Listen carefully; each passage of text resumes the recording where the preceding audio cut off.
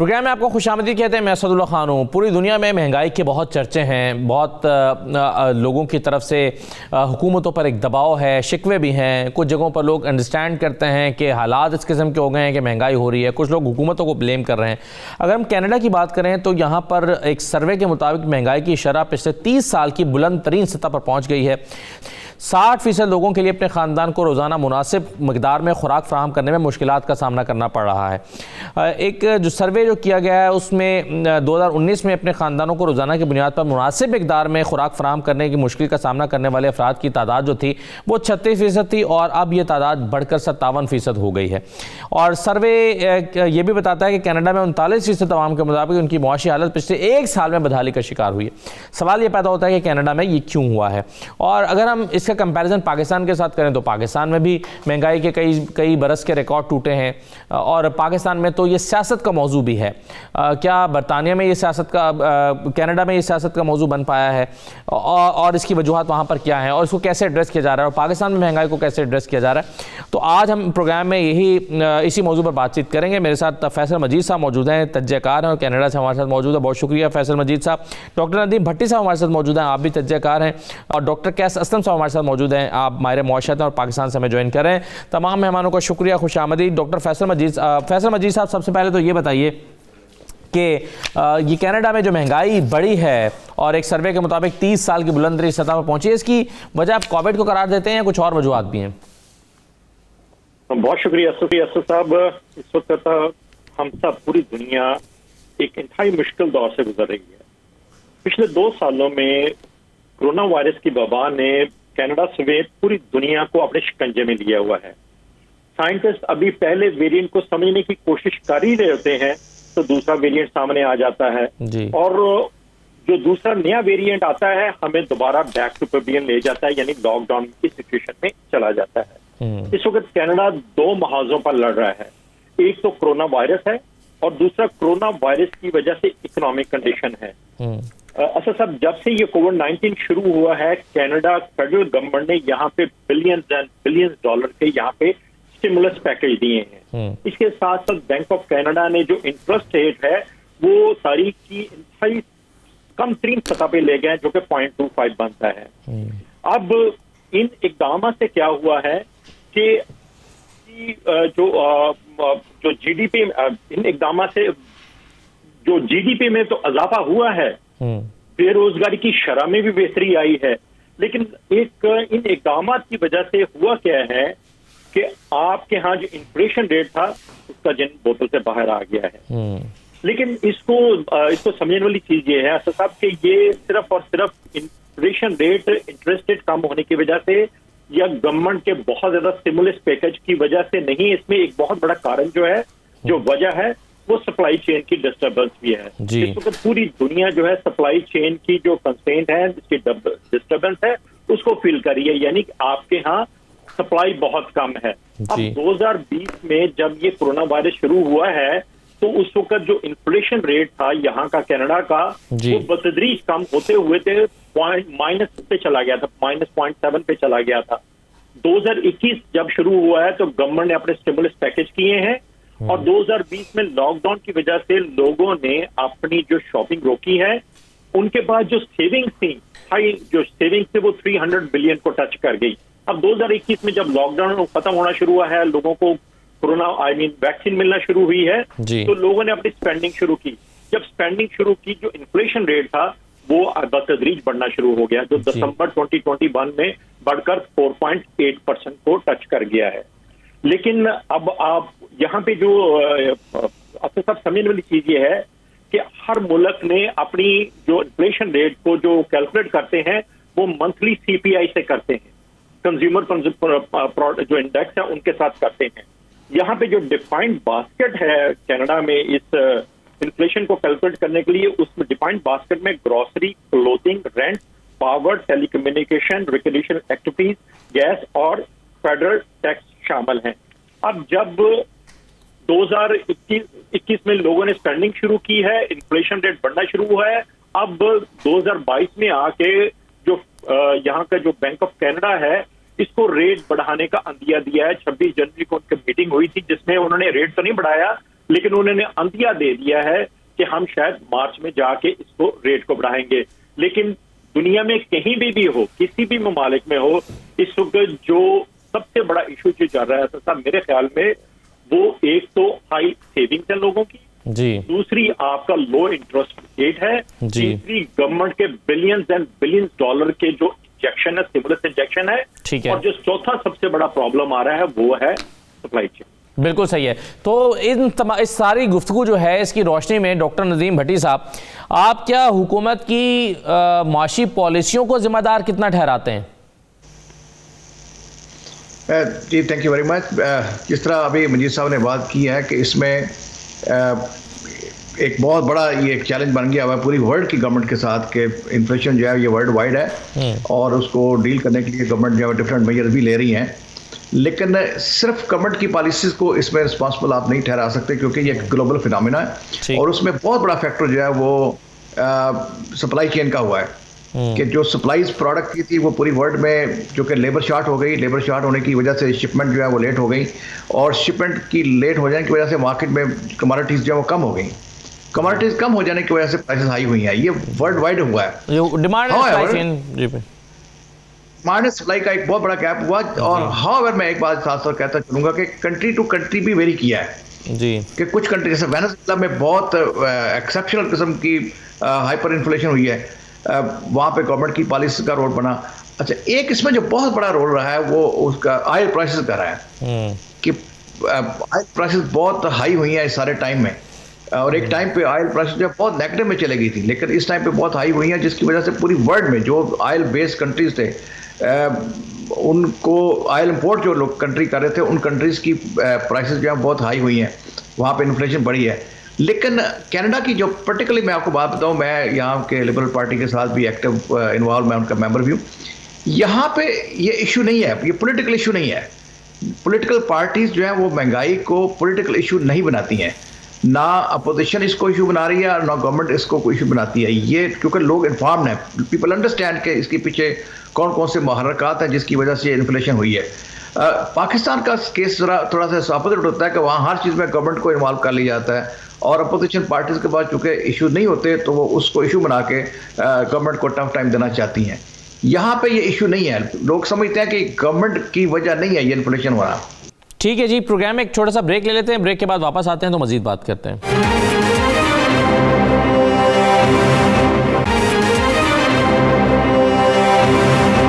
Programme में दोबारा खुशामदीद। Doctor कैसम साहब, यहाँ पर पाकिस्तान में आप हुकूमत की मौशी पॉलिसियों को समझते हैं जिम्मेदार महंगाई बढ़ने का, या फिर ये वर्ल्ड वाइड जो फिनोमेना जिसका हम जिक्र कर रहे हैं उसी का इम्पैक्ट पाकिस्तान पर आया है? देखें, पहली बात तो ये है कि पाकिस्तान ने उस तरीके से 2021 में लॉकडाउन नहीं किया जैसा दुनिया ने किया है जी। पाकिस्तान 2020 में तो लॉकडाउन किया, फिर इन्होंने बड़े जिसको हम कहते हैं स्मार्ट लॉकडाउन किया, इंडस्ट्रीज को नहीं किया, सर्विस सेक्टर बहुत अफेक्ट हुई जी। मगर हमारी जो प्राइस राइज है उसकी कुछ वजह हैं। पहली वजह तो ये है कि हम ऑयल इंपोर्टर कंट्री हैं और जिस तरह देखें, एक बात जो मेंशन नहीं की गई वो ये है कि जब 2020 और 2021 में ये लॉकडाउन हुआ था मुख्तलिफ मुल्कों में, तो जो चीज़ें नहीं बिकी थी उसके बाद इंटरनेशनल इंडस्ट्री ने, जिसमें ऑयल भी है, इन्होंने अपनी प्राइसेस आर्टिफिशियली बढ़ाई हैं, जिसमें सबसे ज़्यादा फ्रेट है जो इंटरनेशनल ट्रांसपोर्ट्स है उसमें, और उसका असर पाकिस्तान पे आया है क्योंकि पाकिस्तान ने 2021 में अनाज भी इंपोर्ट किया है, खुर्दनी तेल वो इंपोर्ट करते थे, ऑयल भी आप देखें ना, पाकिस्तान की जो प्राइसेस बढ़ी हैं उसमें CPI तो 13% है, मगर जो फूड है और क्लोथिंग है वो 15.5 है। जो खुर्दनी तेल है कुकिंग ऑयल वो 56% बढ़ा है, जो मोटर ऑयल है वो 36% बढ़ा है। तो ये कई चीजें 8% बढ़ी हैं। द पॉइंट इज कि ये एक तो हमने इंपोर्ट की है इन्फ्लेशन दुनिया से जी, जिस पे कोई चेक नहीं लगाया गवर्नमेंट ने। दूसरा ये है कि गवर्नमेंट ने कहीं भी इस 2 सालों में अपने टैक्स नीचे नहीं किए।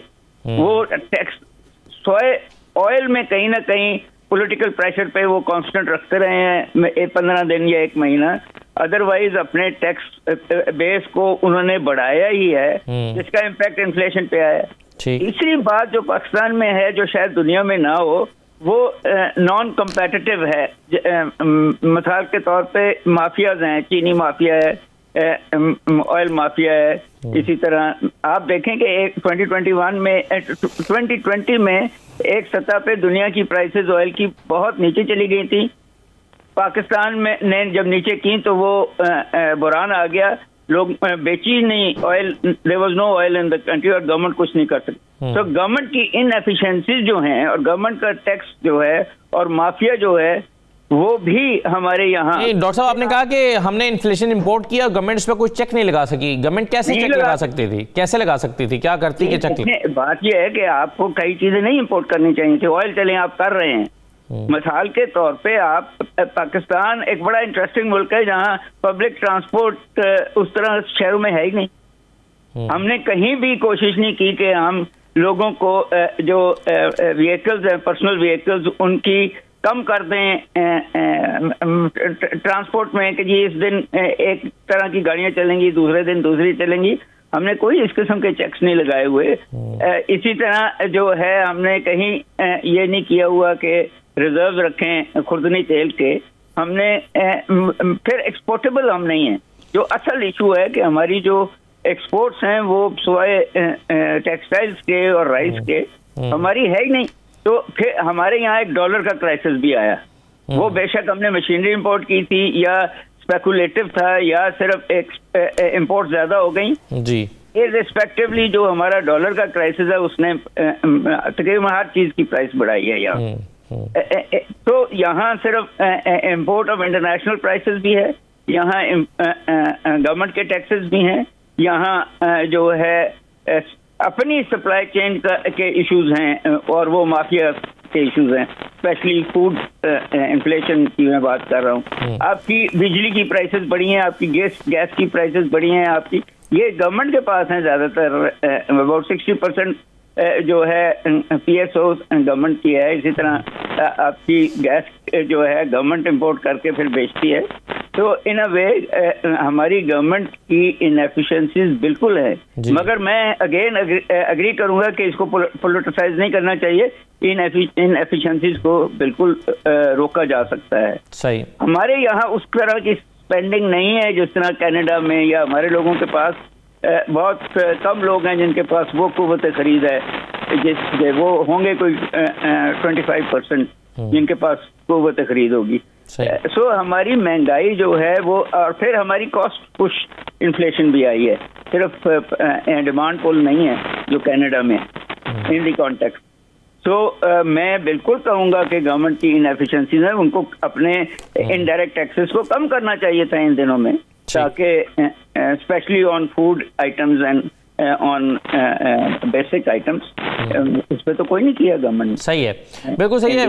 फैसल मजीद साहब, आप कनाडा में रहते हुए पाकिस्तान की जो मौशी पॉलिसीज हैं और रीजंस हैं महंगाई होने की, आप उसको किस तरह से देखते हैं? जाहिर है डॉक्टर कैसम साहब ने तो एक बड़ा कॉम्प्रिहेंसिव सा एनालिसिस दिया है, मगर आपकी ओपिनियन पाकिस्तान की इकोनॉमी पर और महंगाई पर क्या है?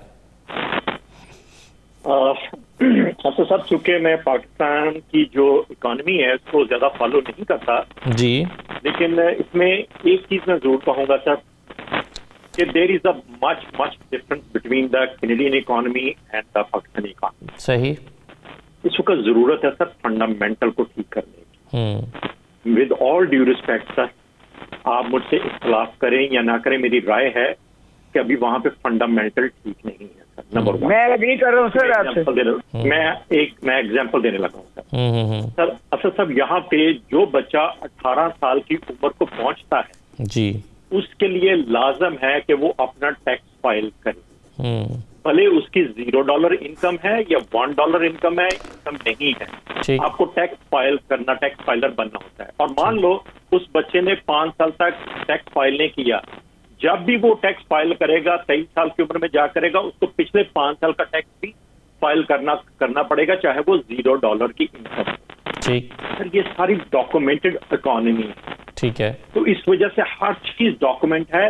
तो मेरी मेरी जाती राय, जब तक आप उसके फंडामेंटल को, आप डॉक्यूमेंटेड चीज को नहीं करेंगे, उस वक्त तक आप जो भी नंबर देंगे मेरा ख्याल है कि वो हवाई नंबर हो सकते हैं। एक और चीज सर, अब देखिए इन्फ्लेशन रेट की बात कर रहे हैं। इन्फ्लेशन रेट बढ़ने से एक आम आदमी की जिंदगी में बेशक असरात मुरतब होते हैं। उसके लिए सोचना मुश्किल, फैसला करना मुश्किल हो जाता है कि कौन सी चीज बाय करे और कौन सी छोड़े। लेकिन असद साहब एक चीज आपके नाज़रीन के साथ इंटरेस्टिंग शेयर कर दूं जी। इकोनॉमी का एक सेक्टर ऐसा भी होता है जिसका फायदा इस इन्फ्लेशन को हो रहा था, वो है गवर्नमेंट का। 1% पॉइंट इन्फ्लेशन बढ़ने से कनाडा की जो गवर्नमेंट की जो इनकम है, एनुअल जो रेवेन्यू है, वो तकरीबन $39 बिलियन तक इंक्रीज कर सकता है। जिसकी एग्जांपल देने लगा हूं सर जी। यहाँ पे जो बजट है वो 2021-2022 का अप्रैल में दिया गया, ठीक सर। इसके बाद तमाम गवर्नमेंट, चाहे फेडरल गवर्नमेंट हो या प्रोविंशियल गवर्नमेंट हो, उनके लिए लाजम है कि वो फॉल में अपना इकोनॉमिक आउटलुक दें रेस्ट ऑफ द ईयर का।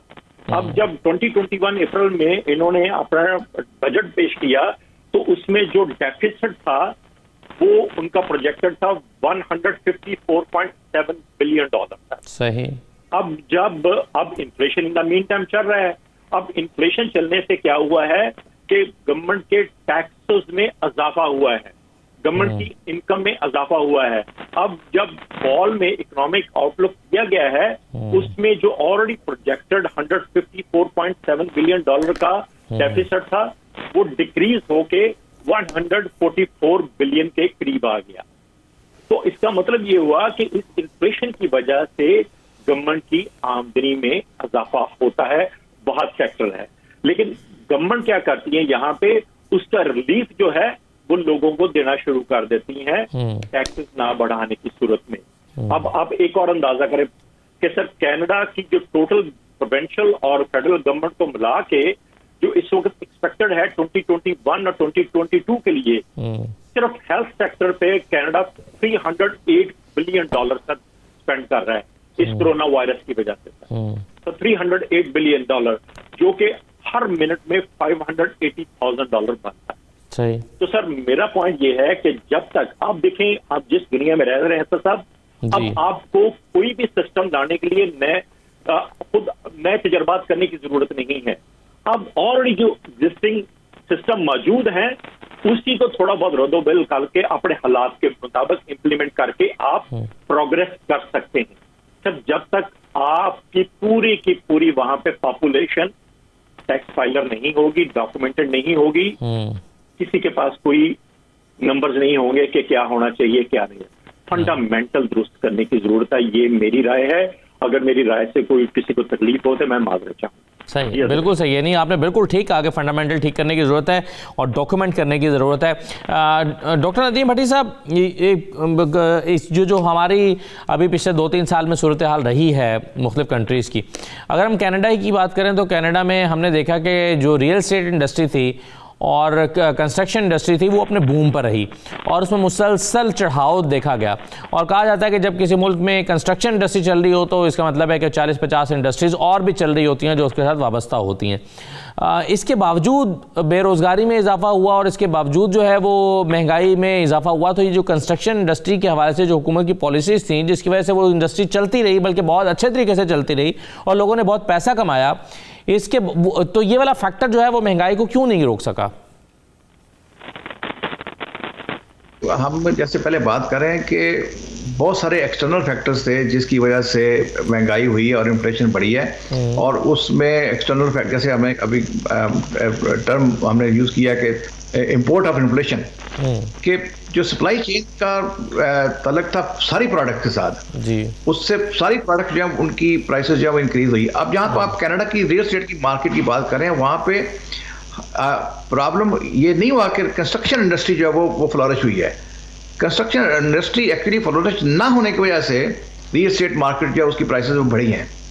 जबकि पाकिस्तान में थोड़ा सा इसके अपोजिट हुआ है। यहाँ वहाँ पे कंस्ट्रक्शन इंडस्ट्री जो है वो तेजी से फ्लोरिश कर रही है, जबकि प्रोडक्ट जैसे आप सीमेंट ले लें, आप ब्रिक्स ले लें और वो सरिया, उसकी प्राइसेस सारी बढ़ गई है वहाँ पे। लेकिन इसके बावजूद अगर आप मार्केट में खरीदने जाएं आपको मिलेगा नहीं है। वजह क्या है कि वहाँ पे कंस्ट्रक्शन बहुत तेजी से फ्लोरिश कर रही है। यहाँ पे नहीं की, जिसकी वजह से रियल एस्टेट मार्केट जो बहुत हाई गई है। अच्छा, अब जो प्राइस, जब जैसे भी मेरे दोस्त बात कर रहे हैं कि कुछ काम इसमें गवर्नमेंट्स का था डेफिनेटली, जैसे रिसेंट एग्जांपल आप ले लें टर्की की जी, कि टर्किश गवर्नमेंट जो है देवर कन्विंस के जो इंटरेस्ट रेट है उसको नीचे करना जो है वो हमारी इकोनॉमी के लिए बेटर है। उनका ख्याल ये था कि हमारी एक्सपोर्ट बढ़ेगी, लेकिन आपने देखा कि टर्किश लीरा जो है कितना नीचे गया और कितनी इन्फ्लेशन वहाँ बढ़ी है, और अभी तक उनकी गवर्नमेंट जो है वो दे आर कन्विंस के we should stick to this policy कि हम अपना इंटरेस्ट रेट जो वो कम करें। लेकिन वर्ल्ड में बाकी कंट्रीज हैं वो दे आर थिंकिंग, अभी रशिया ने इंटरेस्ट रेट बढ़ा दिया है, कनाडा ने वार्न कर दिया कि इंटरेस्ट रेट हम बढ़ा रहे हैं, अमेरिका में इंटरेस्ट रेट बढ़ गया। इंटरेस्ट रेट बढ़ाने का ट्रेंड वर्ल्ड वाइड चल रहा है, पाकिस्तान में भी इन्होंने इंक्रीज किया, और उनका ख्याल यह है कि through this we can minimise the impact of inflation. लेकिन कुछ चीज़ें कॉन्स्टेंट है और वो है सप्लाई चेन, कि पूरी वर्ल्ड में ट्रेड चल रही है, कुछ चीज़ें हम इंपोर्ट कर रहे हैं, कुछ चीज़ें हम एक्सपोर्ट कर रहे हैं। जो एक्सपोर्ट है वो ही है, जो इंपोर्ट है वो भी स्लो ही है जी। हाँ, पाकिस्तान ने इस टेन्योर में, ये तो पिछले 2-3 साल में एक बहुत बड़ा एडवांटेज लिया कि पाकिस्तान ने टेक्सटाइल मार्केट को कैप्चर किया है जी, जो कि हमारे पास इससे पहले इतनी स्ट्रांग हमारा ग्रिप नहीं थी टेक्सटाइल मार्केट के ऊपर, और अभी हमने we are now better off than India, Sri Lanka and Bangladesh जो हमारे कंपेटिटर थे। अब टेक्सटाइल में बहुत स्ट्रांग होल्ड किया है इस सारे टाइम में, और ये एडवांटेज लिया है हमने इस कोविड के वजह से जो मार्केट की सिचुएशन बनी उसमें कुछ फेवरेबल हमारे पास जो फैक्टर आए वो ये था कि टेक्सटाइल में हमने। लेकिन पाकिस्तान में जो हम बात करें कि हमें इन द लॉन्ग रन क्या करना है, हमें जो मैंगो और किनो और राइस की एक्सपोर्ट से हम नई कंट्री को बहुत ज़्यादा देर तक रन कर सकते। We have to find out new products, जिसमें अभी बहुत बड़ा काम में हुआ है आईटी में जी, कि आईटी के बारे में कहा जाता है कि आईटी इज न्यू ऑयल, कि 47% हमारी आईटी की एक्सपोर्ट बढ़ी है इन दिस लास्ट ईयर 2021 में।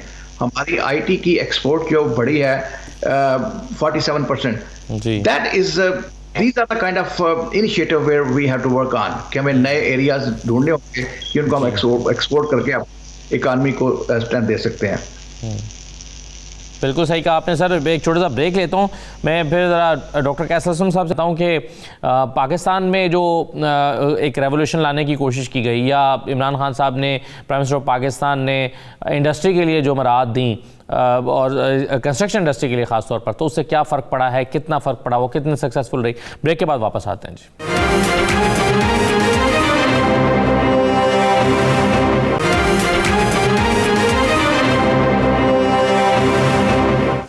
दोबारा आपको खुशामद कहते हैं। डॉक्टर कैसर असलम साहब, अभी कंस्ट्रक्शन इंडस्ट्री की बात हो रही थी, तो आपके ख्याल में जो पाकिस्तान में इस सिलसिले में पॉलिसीज मुतारिफ कराई गई, कितना फ़र्क पड़ा इस मुश्किल वक्त में, इस जो कंस्ट्रक्शन इंडस्ट्री ने कितना हेल्प किया पाकिस्तान की इकोनॉमी को? देखें, मैं एग्री करता हूं कि हमारी दोनों टेक्सटाइल इंडस्ट्री और कंस्ट्रक्शन इंडस्ट्री ने, अगर आपको याद हो तो 2021 का जो बजट आया था उसमें हमारी ग्रोथ -0.4 थी जी, मगर 2021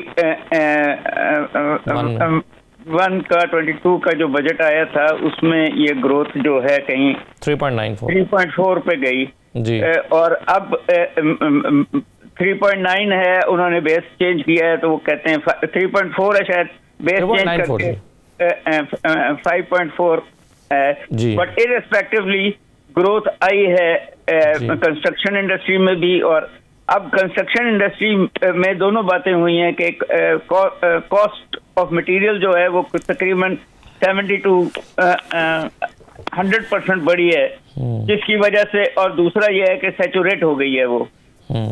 अनफॉर्चुनेटली जो कंस्ट्रक्शन इंडस्ट्री को मुराद दी गई है वो थी पार्किंग ऑफ ब्लैक मनी, जो मेरा ये ख्याल है कि या तो सारी इंडस्ट्रीज को दे देनी चाहिए थी या कंस्ट्रक्शन इंडस्ट्री को नहीं देनी चाहिए थी।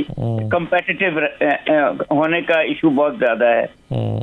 दूसरा, हमने बात जब की डॉक्यूमेंटेशन ऑफ, तो उसके साथ साथ आप जब ये इस किस्म की देते हैं एमएसटी स्कीम्स, तो वो अनफेयर हो जाती हैं उन लोगों के लिए जो टैक्स पेयर्स हैं इन दी कॉन्टेक्स्ट। बट जो बात हम कर रहे हैं कि उसने ग्रोथ दी है इस मुल्क में, सवाल मेरा सिर्फ इतना रहता है कि जी उस ग्रोथ की सोशल सेक्टर्स पे कितना असर पड़ा है ना। आपकी हालांकि हेल्थ कार्ड दिए हैं, बट हेल्थ के ऊपर भी आपकी एजुकेशन बिल्कुल शैम्बल में है।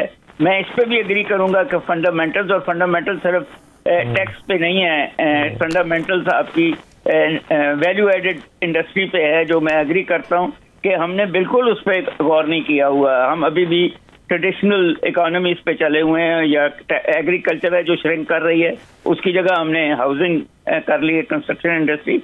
बट मेरा पर्सनल ये ख्याल है कि ये सस्टेनेबल नहीं होगा मॉडल। आईटी अगर आप ले आए तो यस शायद सस्टेनेबल हो। अब एक मुल्क जिसमें इलिटरेसी 66% हो और एक खास किस्म के लोग जो हैं मेरे जैसे वो पढ़े लिखे हों, उसमें जब हम वैल्यू एडेड जो बहुत ज़रूरी है और ऑटोमाइजेशन जब करेंगे तो उसका इम्पैक्ट आपको मैस अनएम्प्लॉयमेंट पे आएगा। कहीं ना कहीं आपको स्किल बेस करनी पड़ेगी, और वो गवर्नमेंट के इनिशिएटिव से बगैर नहीं आ सकता स्किल बेस। अब ये गवर्नमेंट हो या पिछली गवर्नमेंट हो, किसी ने भी इस यूथ बल्ज को स्किल बेस करने की कोई बहुत खातर काम नहीं किया। टैक्स किसी इंडस्ट्री को, जैसे टेक्सटाइल है, कुछ कम दे के, या एमएसटी टैक्स ये कंस्ट्रक्शन को दे के आप ग्रोथ तो दे रहे हैं, मगर असल ग्रोथ का जो इम्पैक्ट है वो सोशल सेक्टर्स में आना चाहिए, जो हमारे नहीं आ रहा। हमारे जो मिडिल क्लासेस हैं, क्योंकि जब आप एनर्जी कॉस्ट को बढ़ा देंगे, जब आप फूड इन्फ्लेशन को बढ़ा देंगे, जब आप ट्रांसपोर्ट कॉस्ट को बढ़ा देंगे, हाउसिंग को बढ़ा देंगे, तो फिर आप मिडिल क्लास और लोअर मिडिल क्लास को एक ऐसे विशेष सर्कल में डाल रहे हैं जहां वो पैसा अपनी सर्वाइवल पे खर्च करेंगे, वो एक्यूमुलेशन ऑफ वेल्थ नहीं हो सकती। मेरा ये हमेशा से ख्याल रहा है कि इनडायरेक्ट टैक्सेस को कम करना चाहिए, डायरेक्ट टैक्सेस को ज़्यादा करना चाहिए, और ज़्यादा इंडस्ट्रीज को वो मरातें देनी चाहिए, सिर्फ ट्रेडिशनल इंडस्ट्रीज को नहीं देनी चाहिए। फिर ही आपकी ट्रैजेक्टरी जो है वो इंटरनेशनल लेवल पे चली जाएगी। मगर ये कुछ चीजें ग्रो कर जाएं और कुछ बाकी सोशल सेक्टर्स ना ग्रो करें तो ये सस्टेनेबल नहीं हो सकता। सही है, बिल्कुल सही है। याद रखिएगा कि हम क्लाइमेट चेंज के अंदर भी फ्रंट लाइन स्टेट हैं। जी सही है।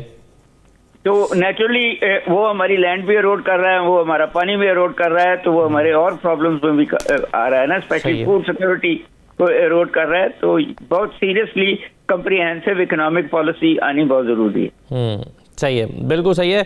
और फैसल मजीद साहब, कनाडा के हवाले से बताइएगा कि कनाडा की जो मईशत है वो कौन कौन सी इंडस्ट्रीज़ पे इंहिसार करती है, और आपके ख्याल में अगर वहाँ पर इन्फ्लेशन को कंट्रोल करना है तो अब आइंदा आने वाले दिनों में क्या करना होगा हुकूमत को? देखिए सर, यहाँ पे इन्फ्लेशन जो कंट्रोल करता है उसकी जिम्मेदारी 1991 में गवर्नमेंट ने बैंक ऑफ कनाडा को दी थी। ठीक। और ये 5 साल का एग्रीमेंट होता है, हर 5 साल बाद गवर्नमेंट ऑफ कनाडा और बैंक ऑफ कनाडा उस एग्रीमेंट को रिन्यू करते हैं। ठीक। अब बैंक ऑफ कनाडा की जिम्मेदारी क्या है कि इन्फ्लेशन को 1% और 3% के दरमियान टारगेट करना होता है 2% से। सही। ये इनकी जिम्मेदारी नंबर 1। नंबर 2 जो जिम्मेदारी है बैंक ऑफ कनाडा वो होती है मॉनेटरी पॉलिसी को वॉच आउट करना।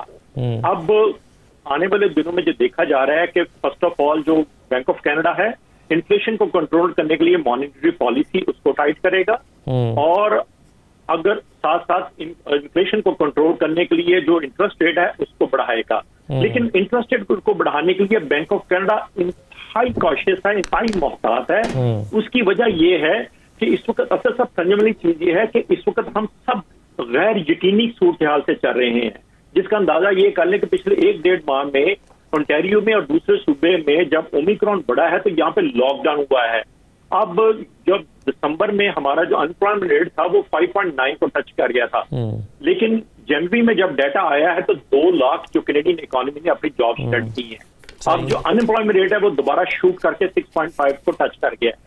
तो अब बैंक ऑफ कनाडा इन सारी चीजों को अदाद-ओ-शुमार को डाटा को देखने के बाद डिसीजन करेगा कि क्या इंटरेस्ट रेट को बढ़ाना है कि नहीं बढ़ाना। महज सिर्फ इंटरेस्ट रेट बढ़ाने से आप इन्फ्लेशन को कंट्रोल नहीं कर सकते साहब। इसके लिए आपको जो ग्लोबल इस वक्त जो सप्लाई चेन का प्रॉब्लम चल रहा है उसको भी मद्देनजर रखना होगा। स्पेशली जो चाइना है उस वहां पे जीरो कोविड-19 पॉलिसी चल रही है। What does it mean the covid zero कोविड-19 के कहीं एक जो प्रोजेक्ट है वहां पे किसी को कोविड-19 आ जाता है तो पूरा प्रोजेक्ट चंद दिनों के लिए बंद कर देते हैं जी। तो ये सप्लाई चेन का जब तक इशू सॉर्ट आउट नहीं होता, महज इंटरेस्ट रेट जो है वो बढ़ाने से आप इन्फ्लेशन को कंट्रोल नहीं कर सकते। इसलिए जो टास्क दिया गया फेडरल गवर्नमेंट ने बैंक ऑफ कनाडा को, सर आप सोच भी नहीं सकते कि बैंक ऑफ कनाडा की जो पूरी एडवाइजरी टीम होती है, इसको इंटरेस्ट रेट बढ़ाने से पहले एक पूरी इनकी मीटिंग होती है, उसके बाद इकोनॉमिस्ट बैठ के डिसाइड करते हैं कि हमने इंटरेस्ट रेट बढ़ाना है कि नहीं बढ़ाना। अब एक और चीज ऐड करता चलूं, 26 जनवरी को जब बैंक ऑफ कनाडा ने मीटिंग की और उन्होंने डिसाइड किया कि हम इंटरेस्ट रेट नहीं बढ़ाएंगे, हालांकि जो इन्फ्लेशन रेट था 4.8% था, यहाँ के जो इकोनॉमिस्ट थे उन्होंने इस चीज को क्रिटिसाइज किया था। लेकिन अब पिछले वीक में जब डाटा आया है कि जब कैनेडियन इकोनॉमी ने 2 लाख जॉब्स डेड की हैं, तो सब इकोनॉमिस्ट जो बैंक ऑफ कनाडा को क्रिटिसाइज कर रहे थे सबने अप्रिशिएट किया है। तो इसलिए जब इंटरेस्ट रेट को बढ़ाएगा बैंक ऑफ कनाडा तो इसके लिए बहुत मुख्तात अंदाजे करेंगे। एक और चीज मैं आपकी ऐड करता चलूं, असद साहब, आपने एंट्रो में एक सर्वे का जिक्र किया था कनाडा में पॉवर्टी फूड के हवाले से जी। मैं आपके नाज़रीन, सर यहाँ पे 3000 से ज्यादा फूड बैंक हैं कनाडा में, मुख्तलिफ सिटीज में हैं, कम्युनिटी सर्विसेज हैं जो पे उन लोगों को फूड सप्लाई करते हैं, फ्री ऑफ कॉस्ट देते हैं जो फूड अफोर्ड नहीं करते। ठीक, तकरीबन सर 1.4 बिलियन पाउंड फूड जो है वो इस वक्त तक वो डिस्ट्रीब्यूट कर चुके हैं। इसके लिए जो यहाँ की जो आम पब्लिक है वो भी पैसा देती है, साथ साथ फेडरल गवर्नमेंट ने तकरीबन $100 मिलियन जो है during the covid in food banks को दिया था, ताकि कोई भी कैनेडियन जो है रात को फूड खाए बगैर सो न सके। अब ये सर्वे कहाँ से आया है वल्लाह आलम, लेकिन यहाँ पे तकरीबन 3000 के करीब पूरे कनाडा में फूड बैंक मौजूद हैं, जो लोग अफोर्ड नहीं करते वहां से जाके फूड वो बाय कर सकते हैं। जी सही है, बिल्कुल सही है। तो आपके नज़दीक इस सर्वे पर बिलीव करना इतना आसान नहीं है, आप डाउट किया जा सकता है। ओके डॉक्टर जी, असद साहब देखें ये सर्वे है जी, में आपकी मेरी राय डिफरेंट हो सकती है। मैं जो बात कर रहा हूँ मैं तो डाटा की बेस पे बात कर रहा हूँ कि यार जो 1.4 बिलियन पाउंड फूड जो दिया है 3000 फूड बैंक्स ने दिया है, जिसको गवर्नमेंट, फेडरल गवर्नमेंट भी सपोर्ट कर रही है, प्रोविंशियल गवर्नमेंट भी सपोर्ट कर रही है, बल्कि जो पब्लिक जो इस वक्त ऑर्गेनाइजेशन है, प्राइवेट ऑर्गेनाइजेशन, वो भी उनको हर मंथ सपोर्ट करती हैं, आम लोग भी सपोर्ट करते हैं। तो ये सर्वे कहाँ से आया है? राइट सर, मेरी राय मुख्तलिफ है। ठीक है जी, प्रोग्राम में एक छोटा सा ब्रेक ले लेते हैं, ब्रेक के बाद वापस आते हैं तो मजीद बात करते हैं।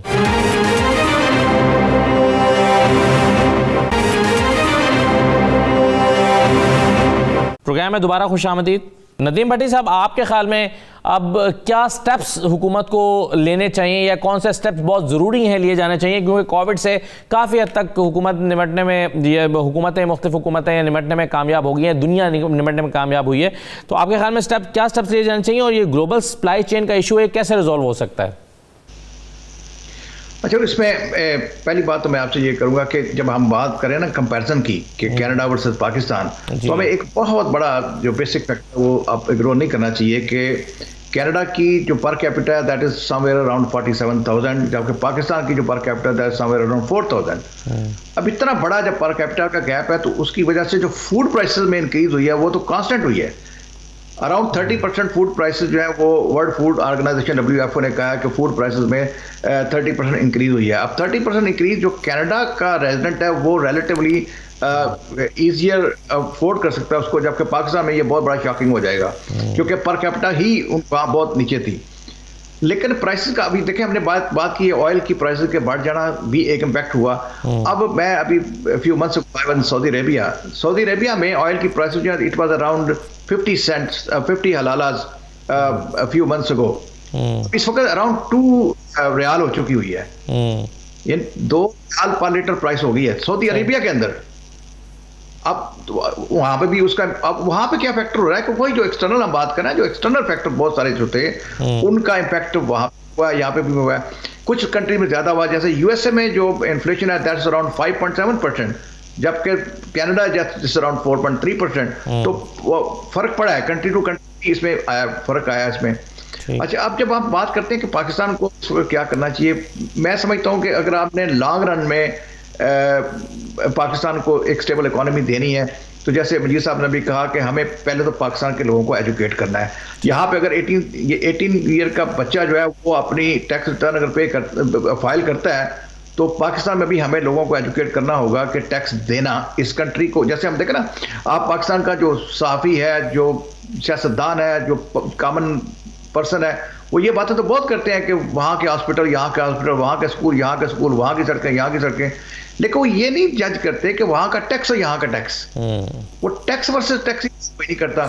और अनफॉर्चुनेटली आज तक पाकिस्तान के किसी सियासतदान ने अपने वर्कर को, मतलब जनरल पब्लिक को आप छोड़ दें, अपने वर्कर को भी ये नहीं कहा कि आप टैक्स जो है, इनकम टैक्स की मैं बात कर रहा हूँ, कि आप अपना टैक्स जो है वो टाइमली पे कर। जैसे अभी इमरान खान साहब हैं, इनकी बड़ी फॉलोअरशिप है, लोग उनको सुनते हैं, तो इमरान खान ने भी आज तक अपने पीटीआई के वर्कर को भी ये नहीं कहा कि यार टैक्स पे क्या करो, मुल्क स्ट्रांग होगा, चलाना आसान हो जाएगा। इसी तरह से पहले गवर्नमेंट आई, बड़ी पॉपुलर गवर्नमेंट रही, लेकिन अपने कॉमन पर्सन को उन्होंने एजुकेट नहीं किया कि टैक्स फाइल करना। बिल्कुल सही आप कह रहे हैं कि डॉक्यूमेंटेशन होनी चाहिए, फिर टैक्स पे करने के पर जो है वो बहुत ज्यादा इसरार करना चाहिए। कंट्री के वसाइल टैक्स से आते हैं, ये हमने लोगों को एजुकेट नहीं किया हुआ। फिर कुछ कंजम्पशन की बात है, मेरे हमारे जो दोस्त पाकिस्तान में इसमें बैठे हैं उन्होंने बताया कि जो हमारा जो कंजम्पशन का जो पैटर्न है वो उसमें भी हमें लोगों को एजुकेट करना जरूरी था। अभी मैं पढ़ रहा था कि हमारा जो टी का बिल है, चाय का जो बिल है वो हमारा बहुत बिलियंस ऑफ डॉलर में चले जाता है। ठीक, सिर्फ चाय पे हम इतना खर्च करते हैं। तो हमें अपनी पब्लिक को एजुकेट करना होगा कि ये जो आप एक कप चाय का पीते हैं, इससे हमारी इकोनॉमी के ऊपर कैसे क्या इम्पैक्ट पड़ता है, राइट।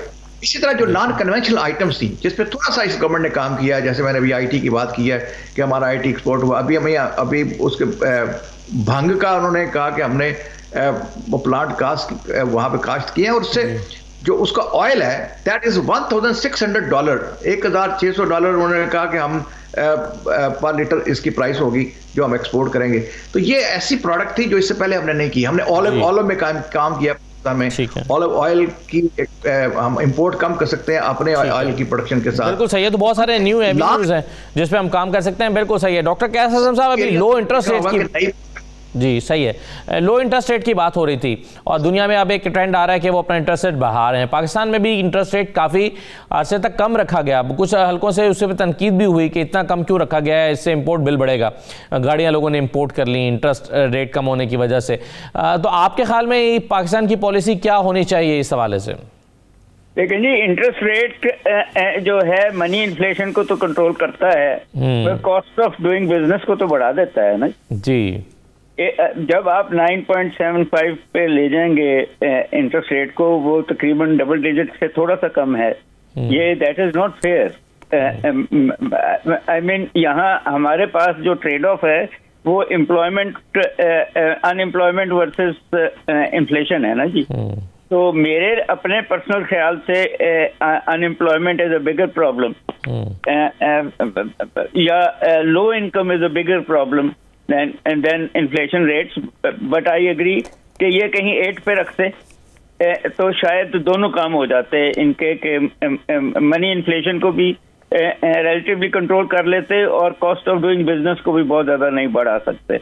अब आप देखें ना कि जो जिन इकोनॉमीज की बात हमने एक फैक्टर की बात नहीं की, कनाडा और Pakistan is the 4th largest by population, 222-25 million population जो है उसको खिलाना और कनाडा की पॉपुलेशन को खिलाना जिनकी पर कैपिटा इनकम ही बहुत हाई है इन डॉलर टर्म्स, हमारी बहुत लो है। ग्रोथ कितने भी आ जाए, फूड सिक्योरिटी बहुत जरूरी है और वो फूड सिक्योरिटी अंडर कैपिटलिज्म तो आपको एम्प्लॉयमेंट जनरेट करके आएगी, और एम्प्लॉयमेंट जनरेट उस वक्त होगी जब आपके जो प्राइवेट सेक्टर है या स्मॉल स्केल इंडस्ट्री है वो फ्लरिश करेगी। और अगर वो एक्सपोर्टेबल हो जाए तो और अच्छी बात हो जाती है। बट लोकल सप्लाई, मैं एग्री करता हूं कि आपको इंपोर्ट सब्स्टिट्यूशन भी करनी पड़ेगी यहाँ कहीं मुझे इन सारी की पॉलिसी। सो इंटरेस्ट रेट में मेरा ये ख्याल है कि हमें कहीं 8% पे वापस आना पड़ेगा इंटरेस्ट रेट में, ताकि हम जो हमारी इंडस्ट्री है उसको बजाय हम उनको सब्सिडीज दें या बिजली में छूट दें, आप इंटरेस्ट रेट में उनको छूट दें ताकि वो क्या नाम कॉस्ट ऑफ डूइंग बिजनेस उनका इतना हाई ना जाए, इसके बाद ये इन्फ्लेशन में वो नजर आता है। तो ये I would suggest 8% interest rate, but at the same time दूसरी value added industries, import substitute, export industries, small industries को कहीं ना कहीं फरोग देना बहुत जरूरी है। सिर्फ दो बड़े सेक्टर्स को टच करने से काम नहीं चलेगा पाकिस्तान। ठीक है, बहुत शुक्रिया डॉक्टर KSSM साहब, डॉक्टर नदीम भट्टी साहब और फीस साहब प्रोग्राम में शिरकत करने के लिए बहुत शुक्रिया। इजाज़त दीजिए, अल्लाह हाफ़िज़।